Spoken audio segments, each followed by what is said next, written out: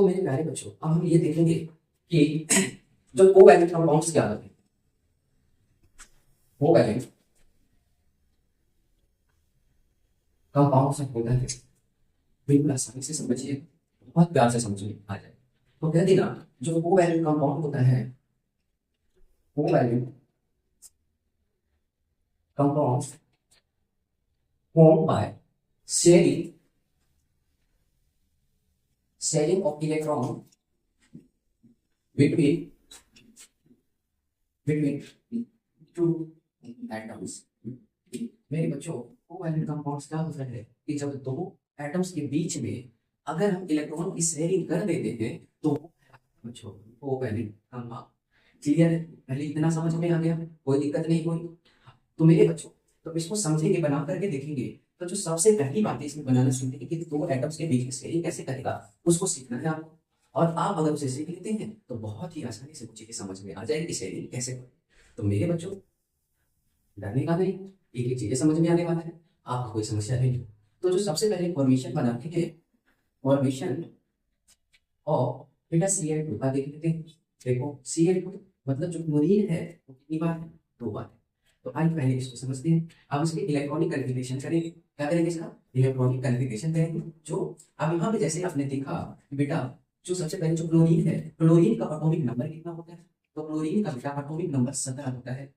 Chlorine का atomic number कितना होता है? 17 होता है। आप 9th क्लास में 20 एलिमेंट्स आपको याद किए होंगे, तो आपको ये जल्दी याद होगा। बेटा इसकी कन्फिगरेशन करते हैं तो पहले सेल में 2 होता है, बाकी आगे के सेलों में 8 इलेक्ट्रॉन्स को डाला जाता है। तो बेटा 17 में से 2 यहाँ ले लिया, 8 यहाँ ले लिया, तो 8 को 10, और अब बच गया बेटा 7। तो ये देखो 7 लास्ट वाले सेल में बचा हुआ है। और हर सेल पहले सेल को छोड़ करके उसके आगे वाले से के बाद जो भी सेल होता है वो अपने आप को ऑक्टेंट बनाना चाहता है। तो बेटा यहाँ पे जो ये जो 7 है, ये ऑक्टेंट बनाने के लिए कितना इलेक्ट्रॉन्स किसी से लेंगे? तो 1 इलेक्ट्रॉन से लेगा वो किसी से, तब जाकर के वो क्या बन जाएगा, बचा करके तब जाकर के वो ऑक्टेंट बन सकता है। बेटा लास्ट सेल में, लास्ट कक्ष में होने की वजह से इसी को बेटा वैलेंस सेल कहते हैं, वैलेंस सेल कहते हैं। और इसको एक चाहिए तो ये किसी के साथ शेयर कर लेगा। तो मेरे बच्चों, तो डॉट स्ट्रक्चर बनाएंगे हम, इलेक्ट्रॉन्स डॉट स्ट्रक्चर। तो बच्चों एक इलेक्ट्रॉन्स वो लेगा तो बच जाएगा 8 हो जाएगा। हमारे पास क्लोरीन है, वो कितना था? 2 था बच्चा, कितना था? 2 था। तो बेटा एक अगर ले लेता है किसी से, अगर इससे भी एक ले ले तो अपना वाला भी एक देगा उसको।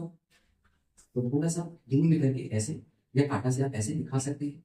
तो बेटा 7 इसके पास पहले से था, अगर एक ये इसे दे दे तो ये 8 बन जाएगा, और ये अपना एक उसे दे दे तो वो भी 8 बन जाएगा। आप देखो ध्यान से समझो बच्चों, जैसे ही 7 में से 1 इलेक्ट्रॉन्स का उसने क्या किया, उसको दे दिया, दूसरे वाले एटम्स को दे दिया। तो अब इसके पास कितना बच गया बेटा? क्योंकि 2 बार Cl2 था, तो एक बार Cl2 यहाँ और एक बार Cl2 यहाँ। इसकी बैलेंस आपको पता ही चल जाएगी, 7 होती है। 7 में से 1 चला गया, तो अब बच्चा बेटा आपके पास 6। तो 6 को आप इस तरीके से दिखा सकते हैं।